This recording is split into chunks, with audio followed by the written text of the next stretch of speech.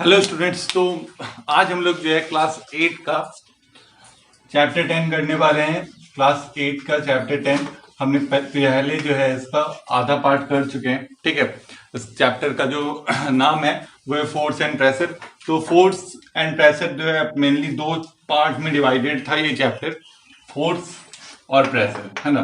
तो फोर्स जो है हमने कंप्लीट कर लिया था पिछली वीडियो में ही। ठीक है, फोर्स कंप्लीट हो चुका है। अब हमको सिर्फ इस वीडियो में पार्ट 2 में जो है हमको प्रेशर के बारे में पढ़ना है। ठीक है, तो प्रेशर क्या होता है? तो प्रेशर जो है सिंपली जो है फोर्स पे डिपेंडेंट होता है। ठीक है, प्रेशर भी एक तरह का फोर्स ही है। ठीक है, प्रेशर भी एक तरह का फोर्स है। प्रेशर होता क्या है? तो the force acting on a unit area. ठीक है, एक यूनिट एरिया पे जो फोर्स एक्ट करता है उसी को हम क्या बोलते हैं? प्रेशर बोलते हैं। यूनिट एरिया कैसा हो सकता है? तो यूनिट एरिया क्या होता है? जैसे एरिया मतलब हम किस में रिप्रेजेंट करते हैं? CM, centimetre square, millimetre square, metre square. तो यही अगर 1 सेंटीमीटर स्क्वायर है, 1 मिलीमीटर स्क्वायर है, 1 मीटर स्क्वायर है, या कोई भी यूनिट का स्क्वायर है, ठीक है, 1 यूनिट का, तो उसी को हम क्या बोलते हैं? एरिया बोलते हैं। ठीक है, और उसको प्रेशर, उस एरिया पे जो फोर्स एक्ट हो रहा है वही क्या होगा? प्रेशर होगा। ठीक है, तो इसको हम निकालने के लिए सिंपली, ऐसा तो होता नहीं है ना कि हमेशा एक छोटे से एरिया पे ही फोर्स एक्ट होता है। नहीं, हो सकता है कि बड़े से एरिया पे क्या इतने बड़े एरिया पे क्या एक्ट हो रहा हो, कोई फोर्स एक्ट हो रहा हो। तो इसका यूनिट एरिया पे कितना फोर्स मतलब प्रेशर लग रहा है उसको निकालने के लिए हम लोग क्या करते हैं? हम लोग प्रेशर का फॉर्मूला है हमारे पास, force upon area in which it acts. ठीक है, force upon area in which it acts. ठीक है, इस फॉर्मूला से जो है हम प्रेशर निकालते हैं। तो प्रेशर क्या है? तो pressure is the force. Pressure एक फोर्स है जो कि यूनिट एरिया पे लगता है। ठीक है, जो जितना फोर्स यूनिट एरिया पे लगेगा वही क्या होगा? प्रेशर होगा। ठीक है, अब यहां पे अगर आप प्रेशर को देखें तो प्रेशर जो है, फोर्स अगर ज्यादा होगा तो प्रेशर क्या होगा? इफ फोर्स इज इंक्रीज, तो क्या बढ़ेगा? Pressure also increases. ठीक है, अगर हम फोर्स को बढ़ा दें, फोर्स को क्या करें? बढ़ाएं, तो प्रेशर भी क्या होगा? बढ़ेगा, क्योंकि फोर्स के सामने प्रेशर है। पर अब क्योंकि एरिया क्या है? नीचे है, तो इफ एज इंक्रीज,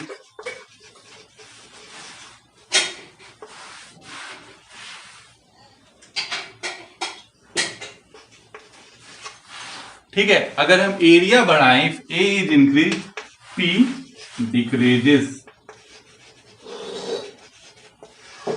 प्रेशर क्या होता है? डिक्रीज होता है। अगर आप फोर्स बढ़ा रहे हैं तो प्रेशर भी बढ़ेगा, पर अगर आप एरिया बढ़ाइएगा तो प्रेशर क्या होगा? घट जाएगा। ठीक है, एग्जाम्पल के लिए जैसे हम ले सकते हैं कि जैसे ये आपका एक, मान लीजिए ये पेन है, तो इसका ये पॉइंटेड नेल है ना। अब थोड़ा सा फोर्स अगर इस पे लगाते हैं, थोड़ा सा फोर्स लगाते हैं तो ये आपके हाथ के अंदर जा सकता है ना, छेद कर सकता है ना, जहां पे स्मूथ सरफेस पे। पर अगर हम इसका बात करें, ये चौक है, ठीक है, इसका एरिया क्या है? उस पेन के नीब से तो बहुत ज्यादा है, तो इस पे अगर उतना एरिया निकालें तो उतना फोर्स लगाएं जितना उस पे लगा रहे थे, या उसे थोड़ा ज्यादा भी लगाएं, तो क्या ये इसके अंदर जा रहा है हाथ के? नहीं जाएगा। क्यों नहीं जाएगा? क्योंकि इसका एरिया बहुत ही क्या था? कम था। एरिया कम होने के कारण प्रेशर क्या था? ज्यादा था। और इसका एरिया क्या है? ज्यादा है, इस कारण से प्रेशर क्या होगा? कम होगा। ठीक है, जितना ज्यादा आप एरिया बढ़ाइएगा प्रेशर उतना कम होगा, जितना ज्यादा आप फोर्स बढ़ाइएगा प्रेशर उतना ज्यादा होगा। इस बात को आपको याद रखना है। ठीक है, इसी पे आपके बहुत सारे चीजें हैं, जैसे बहुत सारे जो आप डेली यूज वाले क्या कहते हैं सामान है, उसमें क्या कहते हैं, इस फॉर्मूला को यूज किया जाता है। फॉर एग्जाम्पल, हम लोग जो बैग टांगते हैं, जो स्कूल बैग्स आप लेके जाते हैं, उनके स्ट्रिप्स देखते हैं चौड़े होते हैं। स्ट्रिप्स चौड़े क्यों होते हैं? है ना। अब पतले स्ट्रिप्स, ऐसे स्ट्रिप्स क्यों नहीं होते हैं? ऐसे स्ट्रिप्स क्यों होते हैं? इसका रीजन क्या है कि अगर ये स्ट्रिप्स पतले होंगे तो यहाँ पे एरिया क्या होगा? एरिया बहुत ही कम होगा। पतले होंगे तो क्या होगा? एरिया कम होगा। एरिया कम होगा तो प्रेशर ज्यादा होगा, जब जो कि जो यहाँ पे आपके कंधों पे निशान डाल सकता है, कट सकते हैं आपके कंधे अगर क्योंकि एरिया कम होने के कारण प्रेशर क्या हो जाता है, बहुत ज्यादा, इसलिए। पर अगर स्ट्रिप्स चौड़े होते हैं तो क्या होता है कि स्ट्रिप्स के चौड़े होने के कारण प्रेशर क्या हो जाता है, कम हो जाता है। ठीक है, प्रेशर कम हो जाता है। स्ट्रिप्स चौड़े हैं तो एरिया ज्यादा है ना, हाँ एरिया ज्यादा है तो प्रेशर क्या हो गया, कम हो गया। प्रेशर कम हो जाने के कारण क्या हुआ कि जो हम लोग हैं आसानी से उसमें लोड लेके जा सकते हैं। ठीक है, तो ये है हमारा। इसके अलावा और भी बहुत सारी चीजें, जैसे बोला जाता है camel is the ship of desert. ठीक है, क्यों बोला जाता है, क्योंकि जो उसके लेग्स होते हैं, ठीक है, जो फीट होता है उसका बहुत ही बड़ा और चौड़ा होता है, मतलब इसका एरिया बहुत ज्यादा होता है। ठीक है, जो फीट है कैमल का, जो फीट होता है ये पीछे वाला हिस्सा, वो बहुत ही गोल टाइप का होता है और चौड़ा होता है। ठीक है, तो उसका एरिया जो होता है बहुत ज्यादा होता है। तो एरिया ज्यादा होने के कारण क्या होता है, उसका बॉडी जो है, जो प्रेशर लगा रहा है सैंड के ऊपर, वो प्रेशर कम हो जाता है। ठीक है, जो प्रेशर उसका बॉडी सैंड पे लगा रहा है वो प्रेशर क्या हो जाता है, कम हो जाता है। क्यों, क्योंकि एरिया ज्यादा है। यहाँ पे हम जानते हैं इफ ए इंक्रीज, अगर एरिया बढ़ाएंगे तो प्रेशर क्या होगा, घटेगा। ठीक है, इस बात को आपको हमेशा याद रखना है। इसीलिए जो है, क्योंकि प्रेशर कम हो गया, इसलिए जो है कैमल इजिली वॉक कर सकता है सैंड पे। पर हम लोग वॉक कर सकते हैं क्या, नहीं, हम लोग सैंड पे वॉक नहीं कर सकते हैं। इसका रीजन यही है कि क्योंकि हम लोग जब क्या कहते हैं, वो हमारा जो लेग्स है उनका एरिया इतना ज्यादा नहीं, इससे काफी कम है। हमारे फीट का एरिया, हमारे फीट का एरिया इस कैमल के फीट से काफी कम है। इसलिए जब हम सैंड पे चलते हैं तो हमारा फीट क्या होता है, सैंड के अंदर चले जाता है। पर कैमल का फीट अंदर नहीं जाने का कारण क्या है, उसका एरिया ज्यादा होता है। फीट का एरिया ज्यादा होने से प्रेशर क्या हो जाता है, कम हो जाता है। ठीक है, इस तरह से अगर आप अपने आसपास देखेंगे तो आपको बहुत सारे एग्जांपल्स मिलेंगे, जैसे कि आयरन नेल जो होता है, जो कील है, ठीक है, यहाँ पे है ये कील। ठीक है, जैसे ये कील होता है, जो आयरन नेल होता है, उसका जो नोक जो होता है, देखते हैं एकदम पॉइंटेड होता है ना। पॉइंटेड क्यों होता है, ताकि एरिया कम से कम हो। ठीक है, एरिया को कम से कम कर दिया जाता है ताकि जब हम फोर्स लगाएं तो वहां पे प्रेशर ज्यादा हो, क्योंकि एरिया कम होगा तो प्रेशर तो ज्यादा होगा, है ना। इसलिए जो है आयरन नेल का जो पॉइंटनेस होता है वो क्या होता है, वो कम होता है काफी, और उसको जब हम दीवार में ठोकते हैं तो कम प्रेशर, कम फोर्स में ही वो अंदर चले जाता है। पर अगर आप वैसा ही, मतलब वैसा ही कोई आयरन का ऑब्जेक्ट जो कि मोटा हो, नुकीला ना हो, मोटा हो, ब्लंट हो, उसको आप ठोक के देखिए तो नहीं जाएगा उस फोर्स में। आपको ज्यादा फोर्स लगाना होगा उसको दीवार में अंदर डालने के लिए। ये हो गया। इसके बाद अगर हम और चीजों की बात करें, जैसे कि जो चीजें काटने के काम आते हैं, जैसे कि चाकू। ठीक है, चाकू को भी बात करें तो चाकू का जो नीचे वाला सरफेस होता है, जब वो ब्लंट हो जाता है, ठीक है, जब वो नहीं काट पाता है किसी चीज को, तो ब्लंट क्यों होता ब्लंट कैसे वो क्यों हो जाता है, क्योंकि जो उसका ऐसे ये चाकू है तो उसका जो जब वो एकदम नया होता है तो उसका जो सबसे नीचे वाला जो पोर्शन होता है चाकू है, तो ये जो नीचे वाला पोर्शन होता है वो एकदम पतला होता है। ठीक है, इससे ज्यादा वो पतला होता है। पतला होने के कारण क्या होता है, एरिया बहुत कम होता है। एरिया कम होने के कारण क्या होता है, एरिया कम होने के कारण हम कम फोर्स लगाते हैं तो उससे ज्यादा प्रेशर उस ऑब्जेक्ट पे लगता है। ठीक है, तो आसानी से उससे हम काट सकते हैं। पर जब वो ब्लंट हो जाता है तो क्या होता है कि ये वाला स्ट्रिप थोड़ा सा, जो चाकू वाला पोर्शन है उसका, वो थोड़ा सा मोटा हो जाता है। इस कारण से हमको क्या करना होता है, हमको ज्यादा फोर्स लगाना पड़ता है, वो ये प्रेशर, जो प्रेशर पहले काट रहा था उस ऑब्जेक्ट को, वो प्रेशर जनरेट करने में, वो प्रेशर बनाने में। ठीक है, तो ये सब बहुत सारे एग्जांपल्स आपको मिलेंगे, आप आसपास देखिएगा कि एरिया पे जो है फोर्स बहुत ज्यादा डिपेंडेंट होता है। और एक एग्जांपल, लास्ट एग्जांपल ले लेते हैं इसका। ठीक है, फिर हम लोग pressure exerted bye liquids and gases के बारे में हम लोग पढ़ेंगे। ठीक है, जब कोई, जैसे आप देखे होंगे कोई लेबरर को सर पे बोझ उठाते हुए, है ना, तो जो उसके सर का एरिया होता है मेनली आपका इतने सा होता है, क्योंकि इधर से तो नीचे हो गया, स्लाइड हो गया, तो कोई भी चीज रखिएगा तो इतने सा पोर्शन में रहेगा। ठीक है, इतना सा ही पोर्शन में वो रहेगा। पर वो क्या करते हैं, वो चारों तरफ एक कपड़ा बांध लेते हैं। उससे क्या होता है कि पूरा यहां से यहां तक का जो है एरिया इवन हो जाता है।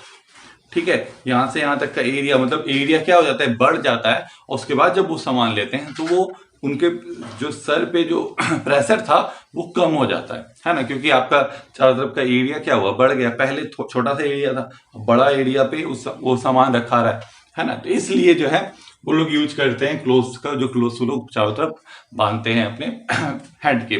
तो यहाँ पे हमने क्या किया, फोर्स एंड प्रेशर का, फोर्स तो हम लोगों ने पिछले वीडियो में पढ़ लिया है।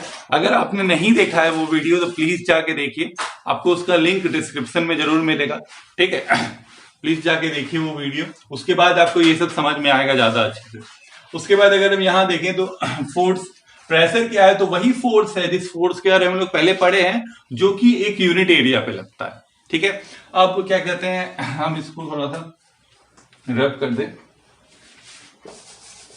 हाँ, तो अब फोर्स का ऐसा यूनिट हम लोग जानते हैं, फोर्स का ऐसा यूनिट क्या होता है, न्यूटन होता है, ठीक है। हम इसको कैपिटल एन से रिप्रेजेंट करते हैं। फोर्स का ऐसा यूनिट क्या है, न्यूटन है। पिछली वीडियो में मैंने बताना भूल गया था कि फोर्स का ऐसा यूनिट क्या है, न्यूटन है, ठीक है। इस बात को आपको याद रखना है हमेशा कि फोर्स का ऐसा यूनिट क्या है, न्यूटन है, ठीक है। एरिया का ऐसा यूनिट क्या है, मीटर स्क्वायर, है ना, सिंपली लिख देते हैं मीटर स्क्वायर है ना। एरिया का ऐसा यूनिट मीटर स्क्वायर, क्योंकि लेंथ का ऐसा यूनिट मीटर है, तो एरिया मतलब क्या होता है, लेंथ इंटू ब्रेथ, या सिंपली हम टू डायमेंशंस को मल्टीप्लाई करते हैं, दोनों डायमेंशंस का एरिया क्या है, मीटर ही है, तो मीटर इंटू मीटर क्या होगा, मीटर स्क्वायर हो गया एरिया का ऐसा यूनिट।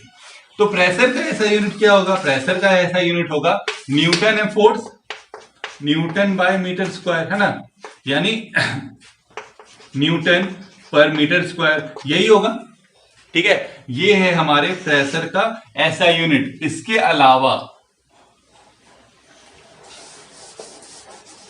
अलावा अगर हम बात करें न्यूटन पर मीटर स्क्वायर के अलावा, प्रेशर का एक और ऐसा यूनिट है जिसको हम पास्कल बोलते हैं, और इसको पी और स्मॉल ए से रिप्रेजेंट करते हैं, ठीक है। न्यूटन पर मीटर स्क्वायर को पास्कल बोलते हैं, पी स्मॉल ए से इसको रिप्रेजेंट करते हैं। ये किसका है, प्रेशर का ऐसा यूनिट है, ठीक है। इस बात को आप याद रखिए, ठीक है। प्रेशर का ऐसा यूनिट क्या है, तो आप दोनों कह सकते हैं, आप कह सकते हैं कि न्यूटन पर मीटर स्क्वायर है, या फिर उसका पास्कल, उसका दूसरा नाम है पास्कल, ठीक है।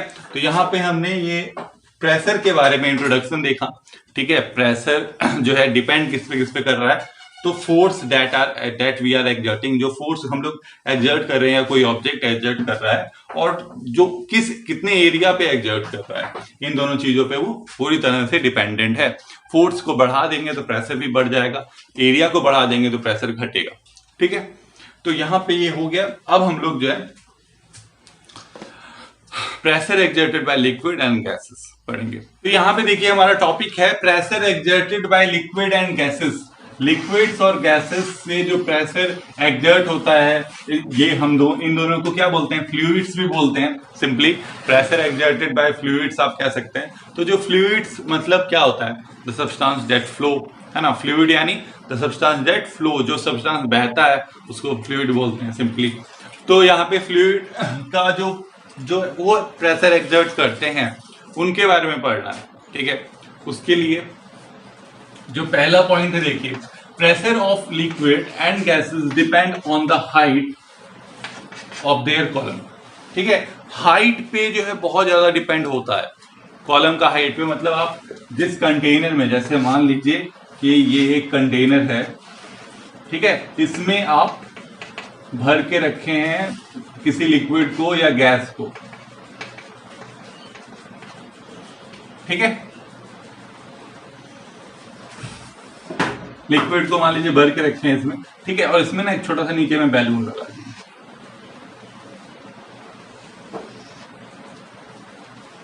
ठीक है, ये भी भर जाएगा पानी से। पर जब इसके हाइट को हम बढ़ाते हैं, हाइट के मतलब किसको, हाइट को, इस कॉलम के नहीं, इस पानी जिसमें वाटर है उसके कॉलम के हाइट को जब हम बढ़ाते हैं तो क्या होगा, तो जो उसके नीचे बैलून था वो क्या हो जाएगा, वो बड़ा हो जाता है। क्यों बड़ा हो गया, क्योंकि जो वाटर है, ये वाटर जो है ये ज्यादा प्रेशर लगा रहा है। अब पहले ये वाटर या लिक्विड जो भी इसमें भरा हुआ था, जो भी लिक्विड पहले जितना प्रेशर लगा रहा था उसके कंपैरेटिवली इसका प्रेशर बढ़ गया। बढ़ने के कारण जो उसके नीचे बैलून लगा हुआ था, बैलून क्या हो गया, फूला, है ना। तो इस तरह से आप समझ सकते हैं कि जो लिक्विड है, गैसेस हैं, वो जो है हाइट पे उनका प्रेशर बहुत ज्यादा डिपेंड करता है। जितना आप मान लीजिए आपके सर पे कुछ रखा हुआ है, जितना ऊंचा होगा वो, ठीक है, उतना ज्यादा प्रेशर आपके ऊपर लगाएगा, ठीक है। तो यहाँ पे हुआ पहला पॉइंट, ठीक है, ऐसे ही ये आपको बनाते जाना डायग्राम। इसके बाद हम इसको रब कर रहे हैं, बना लीजिए। इसके बाद दूसरा देखते हैं, liquid and gases exerts pressure on the wall of container. जो लिक्विड एंड गैसेस होते हैं वो क्या करते हैं, वो वॉल ऑफ कंटेनर पे, जो कंटेनर जो उनके चारों तरफ जो वॉल होते हैं कंटेनर जिसमें आप उनको रखते हैं, वो उन पे प्रेशर लगाते हैं। ठीक है, इसके लिए जैसे एक आपके बुक में एक एग्जांपल है, जैसे मान लीजिए कि ये एक कंटेनर है, ठीक है, और यहाँ पे साइड में एक पाइप निकला हुआ है इससे, और इसमें एक बैलून लगा दिया गया, इसमें पानी भर दिए। ठीक है, और भरने लगे तो क्या हुआ कि ये जो बैलून है पहले छोटा सा था, ये फूल गया। क्यों फूल गया? कि इसमें वाटर चला गया, मतलब वाटर इस तरह प्रेशर लगा रहा है तब ना वो उधर फ्लो हुआ, है ना। तो इसका मतलब क्या है कि जो लिक्विड होता है वो प्रेशर लगाता है किस पे, अपने कंटेनर के वॉल्स पे। और गैस और लिक्विड में एक बहुत बड़ा डिफरेंस ये है कि अगर गैस को रखने के लिए सबसे पहले आपको कैसा कंटेनर चाहिए होता है, कभी सोचे हैं?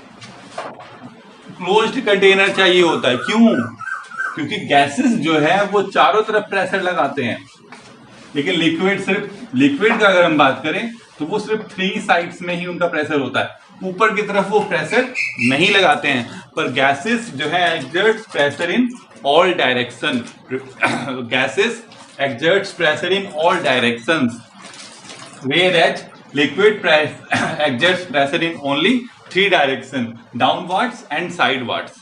Okay, and gases exerts pressure in downwards, sidewards and upward also.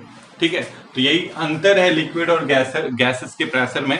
लेकिन वो प्रेशर जो है वॉल्स ऑफ कंटेनर पे जरूर लगाएंगे। ठीक है, वॉल्स ऑफ कंटेनर पे जो है उनका प्रेशर वो जरूर लगाएंगे। ठीक है, तो यही था, इसको आप ऐसे समझ सकते थे। इसके बाद जो है हमारे पास liquids and gases exerts equal pressure on same depth. हाँ, अब क्या है ना कि वो सेम डेप्थ पे इक्वल प्रेशर लगाते हैं। जैसे मान लीजिए, इसको भी समझने के लिए हमको, जैसे मान लीजिए एक कंटेनर है, इसमें आप लिक्विड भर दिए, वाटर ही भर दिए, इसमें 3 होल किए हैं, एक यहाँ पे, एक इस तरफ, एक इस तरफ। तीनों का जो हाइट है जमीन से वो सेम है, यहाँ पे भी। ठीक है, सेम डेप्थ पे है वो। ठीक है, डेप्थ वैसे नापते हैं, हाइट नहीं, डेप्थ मतलब यहाँ से जो है हमारा डेप्थ जो है वो कितना है इसका डेप्थ, तीनों डेप्थ जो है वो सेम डेप्थ पे है, तीनों छेद। ठीक है, जो होल्स किए हैं हमने वो क्या है, वो सेम डेप्थ पे हैं। तो अब क्या होगा, तो अब जो वाटर गिरेगा यहाँ से या यहाँ से या यहाँ से, वो क्या होगा, वो सेम प्रेशर के साथ गिरता है। ठीक है, वो क्या हो रहा है, वो सेम प्रेशर पे गिर रहा है पानी। अगर हम यहाँ पे डॉट जो होल्स जो किए वहां पे पता लगा क्या कि तीनों डॉट्स मतलब तीनों होल्स से जो वाटर निकल रहा है बाहर, वो सेम प्रेशर पे निकल रहा है। इसका मतलब वो क्या है कि अगर सेम डेप्थ होगा तो वो प्रेशर इक्वल होगा। पर अगर आप यहाँ पे क्या कर दें कि डेप्थ को कम कर दें, यहाँ पे एक होल कर दें, तो इसका जो वाटर का प्रेशर है वो कम हो जाएगा। मतलब पहले जो प्रेशर है यहाँ तक पानी जा रहा था, अब पानी ऐसे ही इतना सा भी आके रुक जाएगा। ठीक है, और बढ़ाइएगा और कम हो जाएगा। ठीक है, ये तो हम पहले लिखे ही ना, pressure of liquid and gases depend on height. Height मतलब कि जैसे बढ़ाएंगे तो प्रेशर कम हो जाएगा, जितना ज्यादा नीचे आएंगे वो प्रेशर क्या होगा, बढ़ते जाएगा, है ना। तो लेकिन अगर सेम डेप्थ सेम हो तो क्या होगा, वो जो प्रेशर है वो इक्वल होता है, वो सेम प्रेशर के साथ तीनों लिक्विड जो हम 3 होल्स किए, तीनों होल्स से बाहर आ रहे हैं। ठीक है, तो यहाँ पे जो है हमने पढ़ा pressure exerted bye liquids and gases. Solid का प्रेशर हमेशा सिर्फ डाउनवर्ड्स होता है। जैसे हम लोग अभी खड़े हैं तो हमारा जो प्रेशर है, पूरा प्रेशर हमारा कहाँ है, जमीन पे, जो लैंड है उसके ऊपर लग रहा है। इधर उधर ऊपर नीचे कहीं प्रेशर हमारा नहीं लगता है। पर जो लिक्विड्स होते हैं उनका 3 डायरेक्शंस में साइड वाइज और नीचे लगता है। गैसेस जो होते हैं उनके ऊपर नीचे साइड वाइज हर जगह वो प्रेशर एक्सर्ट करते हैं। इस बात को आपको याद रखना है। ठीक है, तो अब नेक्स्ट टॉपिक, तो अब है हमारे पास एटमॉस्फेरिक प्रेशर। ठीक है, तो एटमॉस्फेरिक प्रेशर को सिंपली अगर हम बात करें तो एटमॉस्फेरिक प्रेशर से पहले हमको एटमॉस्फेयर के बारे में जानना होगा। ठीक है, एटमॉस्फेयर क्या है, तो the envelope of air around the earth. ठीक है, एयर जो हमारा अर्थ है, ठीक है, जैसे ये अर्थ है, अर्थ के चारों तरफ क्या है कि एयर का एक एनवेलप है। ठीक है, लेयर्स, बहुत सारे लेयर्स हैं एयर के जो पूरे अर्थ को सराउंड करके रखे हैं। जैसे अर्थ है, उसके चारों तरफ बहुत सारे लेयर्स हैं एयर के जो उसको सराउंड करके रखे हैं। ठीक है, इसी लेयर ऑफ एयर को हम लोग एनवलप ऑफ एयर बोलते हैं, और वही क्या है, हमारा एटमॉस्फेयर है। ठीक है, उसी को क्या बोलते हैं, हम एटमॉस्फेयर बोलते हैं। सिंपल है। तो the pressure exerted by this envelope of air, या सिंपली कह सकते हैं the pressure exerted by atmosphere. ठीक है, the pressure of air, pressure of exerted by this envelope of air और the pressure exerted by the atmosphere is called atmospheric pressure. जो pressure जो है, यही एनवलप ऑफ एयर जो अर्थ की चारों तरफ है, वो जो प्रेशर एक्सर्ट कर रहा है, उसी प्रेशर को हम क्या बोलते हैं, एटमॉस्फेरिक प्रेशर बोलते हैं। या जो एटमॉस्फेयर प्रेशर एक्सर्ट कर रहा है, आप सिंपली कह सकते हैं, उसको हम एटमॉस्फेरिक प्रेशर बोलते हैं। ठीक है, तो अब मान लीजिए कि प्रेशर है तो वहां तो फोर्स भी होगा, फोर्स के बिना तो प्रेशर नहीं हो सकता है। तो एटमॉस्फेरिक प्रेशर के टाइम में कहीं ना कहीं से फोर्स भी है, फोर्स होगा। तो वो फोर्स कौन सा है, वो फोर्स है द फोर्स ऑफ ग्रेविटी। ठीक है, जो अर्थ का ग्रेविटी है, जो अर्थ का ग्रेविटी जितने फोर्स के साथ उसको खींच रहा है नीचे की तरफ। जैसे हम लोग जो प्रेशर लैंड पे लगा रहे हैं, ठीक है, हम जैसे खड़े हैं तो हम प्रेशर लगा रहे हैं लैंड पे, क्यों लगा रहे हैं, क्योंकि जो ग्रेविटी है वो हमको अपनी तरफ खींच रहा है एक फोर्स के साथ। तो वो फोर्स हम उस लैंड पे लगा रहे हैं तो वही प्रेशर जनरेट कर रहा है। वैसे ही जो चारों तरफ एयर है, उस एयर को ग्रेविटी अपनी तरफ खींच रहा है तो कुछ फोर्स के साथ खींच रहा है। तो वही फोर्स के कारण जो वो एयर है वो क्या लगा रहा है, प्रेशर लगा रहा है सभी चीजों के ऊपर, और उसी प्रेशर को हम क्या बोलते हैं, एटमॉस्फेरिक प्रेशर बोलते हैं। तो हमारे पास, तो जैसे मान लीजिए कि एक यूनिट एरिया हमने लिया, उस यूनिट एरिया में पूरा कॉलम ऑफ एयर, ये कॉलम ऑफ एयर है, ये यूनिट एरिया में लगा रहा है प्रेशर। ठीक है, यही हमारा क्या है, 1 एटमॉस्फेरिक प्रेशर। अगर हम सिंगल एटमॉस्फेरिक प्रेशर का बात करें तो ऐसा एटमॉस्फेरिक प्रेशर जो एक यूनिट एरिया में लग रहा है, उसी को हम क्या बोलते हैं, 1 एटमॉस्फेरिक प्रेशर। ठीक है, उसका तो हमारे पास एटमॉस्फेरिक प्रेशर का दूसरा डेफिनेशन भी आ गया फोर्स से। Atmospheric pressure is the force of gravity on air in a column of unit area.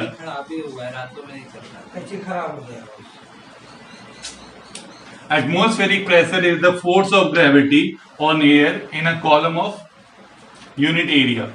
ठीक है, एटमॉस्फेरिक प्रेशर क्या है, तो एटमॉस्फेरिक प्रेशर एक यूनिट एरिया के कॉलम पे, ठीक है, एक यूनिट एरिया पे जो एयर के कॉलम से जो प्रेशर लग रहा है due to the force of gravity, force of gravity के कारण जो प्रेशर लग रहा है एक यूनिट ऑफ एरिया पे, किससे, तो कॉलम ऑफ एयर से। ठीक है, तो उसी को हम क्या बोलते हैं, एटमॉस्फेरिक प्रेशर बोलते हैं। ठीक है, तो देखिए अब है लास्ट टॉपिक हमारा कि मैग्नीट्यूड ऑफ एटमॉस्फेरिक प्रेशर। कि जो एटमॉस्फेरिक प्रेशर जो लग रहा है सभी ऑर्गेनिज्म पे, चारों तरफ जो भी चीजें हैं सब पे वो एटमॉस्फेरिक प्रेशर लग रहा है, तो वो एटमॉस्फेरिक प्रेशर कितना हाई है, मतलब कितना पावरफुल है वो एटमॉस्फेरिक प्रेशर, इसके बारे में हमको पता होना चाहिए। ठीक है, तो अगर एटमॉस्फेरिक प्रेशर जो होता है वो बहुत ज्यादा हाई होता है लेकिन उसको कैंसल आउट किया जाता है। ठीक है, वो समझने से पहले एक छोटा सा 2 एग्जांपल्स हैं हमारे पास, उनको पहले समझते हैं। ठीक है, एक रबर सकर जो सिंपल सा आप देखे होंगे, रबर टाइप का होता है, स्टिक लगा होता है पीछे में, उसको आप ऐसे करके दबा दें फिर छोड़ दें तो चिपक जाता है दीवार में, है ना, चिपक जाता है, तो उसको रबर सकर बोलते हैं। तो उस करता क्या, जैसे कि जब हम उसको दबाते हैं तो दबाने पे क्या होता है कि इसके अंदर जो एयर रहता है वो काफी हद तक, जो सारा एयर तो नहीं लेकिन बहुत हद तक उससे एयर बाहर निकल जाता है। एयर बाहर निकलने से क्या होता है कि बाहर का जो एटमॉस्फेरिक प्रेशर है उस पर बहुत ज्यादा लगने लग जाता है। ठीक है, मतलब बाहर का जो एटमॉस्फेरिक प्रेशर तो उतना ही रह गया और अंदर का एयर निकल गया तो अंदर कोई प्रेशर नहीं रहा, अंदर प्रेशर नहीं रहा तो उस पर वो प्रेशर बहुत ज्यादा हो जाता है, इसलिए वो जो चिपक जाता है उसमें। ठीक है, और हम उस पे जो है हमको फोर्स लगाना पड़ता है, जो फोर्स एटमॉस्फेरिक प्रेशर उस पर लगा रहा है उससे ज्यादा फोर्स उस पर हमको लगाना होता है तब वो बाहर निकलता है। ठीक है, तो यहाँ पे उस ज्यादातर एयर निकलता है, सारा एयर नहीं, सारा निकल जाए तो कभी वो निकाल ही नहीं पाएंगे उसको हम। ठीक है, इसको साबित करने के लिए ग्रीक साइंटिस्ट थे, ठीक है, 17th सेंचुरी में उन्होंने क्या किया था कि जैसे मान लीजिए कि 2 कटोरा है, ठीक है, सिंपल सा एक साइज का, उसको आप दोनों में को एक साथ रखिए तो दोनों चिपकेगा? नहीं चिपकेगा। क्यों नहीं चिपकेगा? क्योंकि उसमें कुछ ग्लू वगैरह तो है नहीं। हाँ, लेकिन किया क्या गया कि ग्रीक साइंटिस्ट ने वैसे ही दो बॉल्स लिए, ठीक है, मेटेलिक बॉल्स, लोहे के थे, दोनों तरफ से हेमिस्फेरिकल, ठीक है, दोनों को आपस में एक साथ रखा, ठीक है, एक साथ पकड़ के रखा किसी ने, और उन्होंने एक मशीन बनाया था उस समय एयर निकालने वाला बाहर, ठीक है, और उन्होंने एक साथ रख के क्या किया, उससे सारा एयर जो है निकाल दिया और अंदर क्या बन गया, तो अंदर वैक्यूम क्रिएट हो गया, अंदर कोई एयर नहीं बचा, सारा एयर उन्होंने बाहर निकाल दिया उन दोनों बॉल्स से। अब क्या हुआ, ये निकाल देने के बाद ये जो वैक्यूम क्रिएट हुआ, तो अब ये दोनों आपस में क्या हो गए, चिपक गए, ये अब निकल नहीं रहे थे बाहर, ठीक है। तो उन्होंने इसको निकालने के लिए क्या किया, इन्होंने दोनों तरफ जो है 8 हॉर्सेस दोनों तरफ बांधे, 8 घोड़े दोनों तरफ बांधे और दोनों तरफ से 8 घोड़ों को खींचा गया, 8 इधर 8 इधर, दोनों मिलके उन दोनों को खींचते रहे, पर वो दोनों बॉल्स अलग नहीं हुए, ठीक है। इतने मतलब कि 16 हॉर्सेस का पावर भी जो है उन दोनों बॉल्स को, दोनों जो कटोरी चिपके थे आपस में, उनको अलग नहीं कर पाया। तो यहां से आप समझ सकते हैं कि एटमॉस्फेरिक प्रेशर कितना ज्यादा होता है, ठीक है, कि जब इसके अंदर कोई प्रेशर नहीं था तो बाहर से जो एटमॉस्फेरिक प्रेशर था इवन की 16 हॉर्सेस के पावर से भी ज्यादा पावरफुल था वो एटमॉस्फेरिक प्रेशर, ठीक है, या इतना ही हमेशा रहता है पावरफुल। तो क्वेश्चन ये आता है कि अगर इतना पावरफुल है एटमॉस्फेरिक प्रेशर, तो why do we not get crushed, हम लोग चूर क्यों नहीं हो जाते हैं? जैसे ये चौक है, इस पर अगर बहुत ज्यादा प्रेशर लगाए तो क्या होगा, ये चूर हो जाएगा, होगा ना। तो उतना ज्यादा प्रेशर जब हमारे सर के ऊपर या किसी भी ऑब्जेक्ट के ऊपर लग रहा है तो वो क्रश क्यों नहीं हो रहा है, वो क्रश क्यों नहीं हो रहा है, चूर क्यों नहीं हो रहा है, टूट क्यों नहीं रहा है, ठीक है, हमारे बोन्स अभी तक ऐसे कैसे क्यों है, क्रैक क्यों नहीं हो रहे हैं? इसका रीजन ये है कि जो एटमॉस्फेरिक प्रेशर है उसको एटमॉस्फेरिक प्रेशर या हमारे बॉडी के अंदर जैसे जो ब्लड प्रेशर है, जो लिक्विड फ्लो हो रहा है, ब्लड फ्लो हो रहा है, ठीक है, वो प्रेशर जो है उसको कैंसल आउट कर देता है, ठीक है। और दूसरा कि जैसे अगर कोई ऑब्जेक्ट है तो उस ऑब्जेक्ट के अंदर जो एयर भरा हुआ है वही एयर उस एटमॉस्फेरिक प्रेशर को कैंसल आउट कर देता। इस कारण से जो है क्या होता है कि जो एटमॉस्फेरिक प्रेशर है वो होता तो बहुत ज्यादा है, पर वो अपना फोर्स एक्सर्ट नहीं कर पाता है पूरी तरह से किसी भी ऑब्जेक्ट पे, ठीक है। इसी कारण से जैसे मान लीजिए कि हमारा छत है, ठीक है, छत पे नीचे से भी प्रेशर लग रहा है, ऊपर से भी प्रेशर लग रहा है, ये दोनों प्रेशर बैलेंस्ड है, इसलिए वो छत वैसे का वैसा है। जिस दिन ये नीचे का सारा एयर निकल गया तो छत क्रश होके नीचे आ जाएगा, ठीक है। तो यही है हमारा एटमॉस्फेरिक प्रेशर। एटमॉस्फेरिक प्रेशर का जो मैग्नीट्यूड है, मैग्नीट्यूड मतलब वैल्यू, बहुत ज्यादा है, ठीक है, बहुत हाई होता है वैल्यू, ठीक है, वेरी हाई है इसका मैग्नीट्यूड एटमॉस्फेरिक प्रेशर का। ये जो है बहुत इतना प्रेशर है कि आप किसी भी चीज को ये क्रश करने का काबिलियत रखता है, ठीक है, या कोई भी दो चीज को अगर चिपका दे तो उसको आप अलग नहीं करने देने का इसके पास कैपेसिटी है। बट प्रॉब्लम क्या है, प्रॉब्लम नहीं है ये सॉल्यूशन एक तरह से कह सकते हैं। प्रॉब्लम वो था कि इतना ज्यादा प्रेशर है, सॉल्यूशन ये है कि सभी ऑब्जेक्ट जो है उतना ही प्रेशर उसके ऊपर लगा देते हैं, इसी कारण से दोनों प्रेशर आपस में कैंसल आउट हो जाते हैं और हमको पता नहीं लगता है कि इतना प्रेशर, इतना फोर्स हमारे बॉडी के ऊपर या उस ऑब्जेक्ट के ऊपर लग रहा है, ठीक है। तो यहाँ पे जो है हमारा एटमॉस्फेरिक प्रेशर खत्म हो गया, ठीक है। तो आपको समझ में आ रहा होगा ये सब, आप आई होप समझ में आ गया होगा, ठीक है। तो एक चीज और है एटमॉस्फेरिक प्रेशर में कि जैसे जैसे हम ऊपर जाते हैं एयर में तो एटमॉस्फेरिक प्रेशर क्या होता है, घटते चले जाता है, ठीक है। इसीलिए माउंटेन्स पे बात करें, माउंटेन्स पे जाने पे या एरोप्लेन में सफर करने पे कि बहुत लोगों का जो नोज का जो वेन्स है वो फट जाते हैं, ठीक है, नोज के जो वेन्स होते हैं, ब्लड वेसल्स होते हैं, वो फट जाते हैं। इसका रीजन ये होता है कि हमारे पूरे बॉडी में सबसे जो थिनेस्ट वेन्स होते हैं वो नोज में प्रेजेंट होते हैं, नोज में ही सबसे पतले वेन्स प्रेजेंट होते हैं। और जब हम ऊपर में ट्रेवल कर रहे होते हैं तो क्या है कि हमारा ब्लड प्रेशर ही एयर के प्रेशर को कैंसल आउट कर रहा था, और ऊपर में जब हम ट्रेवल कर रहे हैं तो वहाँ एयर प्रेशर जो एटमॉस्फेरिक प्रेशर है वो कम है, लेकिन हमारा ब्लड प्रेशर तो उतना ही है। इसका मतलब हमारा ब्लड प्रेशर ज्यादा हो जाता है एटमॉस्फेरिक प्रेशर के कारण से, एटमॉस्फेरिक प्रेशर से ज़्यादा है हमारा ब्लड का प्रेशर, इस कारण से जो हमारा नोज है उससे ब्लीडिंग होने लग जाता है। वो वेन्स में तेजी से ब्लड फ्लो हो रहा है, ठीक है, उतना प्रेशर उसको ऊपर से नहीं मिल रहा है, तो ब्लड ज़्यादा तेजी से फ्लो होने पे वो वेन फट जाता है, ठीक है। यही सब रीजन है। और एटमॉस्फेरिक प्रेशर के कम होने के कारण ही ऊपर में जो एरोप्लेन है वो फ्लाई करते हैं। जैसे एरोप्लेन है, ये जब फ्लाई कर रहा है तो ऊपर से एटमॉस्फेरिक प्रेशर कम लग रहा है उसको, नीचे से ज्यादा लग रहा है, ठीक है, क्योंकि वो काफी ऊपर आ गया तो नीचे वाला बढ़ गया, ऊपर वाला कम हो गया, इसलिए वो फ्लाई कर पाता है एरोप्लेन, ठीक है। तो एटमॉस्फेरिक प्रेशर जो है ये बहुत ही इंटरेस्टिंग टॉपिक था जो खत्म हो गया, ठीक है। आई होप आपको समझ में आ गया, और समझ में आ गया तो प्लीज कमेंट करें, चैनल पे नए हैं तो प्लीज सब्सक्राइब भी कर दें, ठीक है। वीडियो को लाइक करना तो नहीं भूलें। Thank you.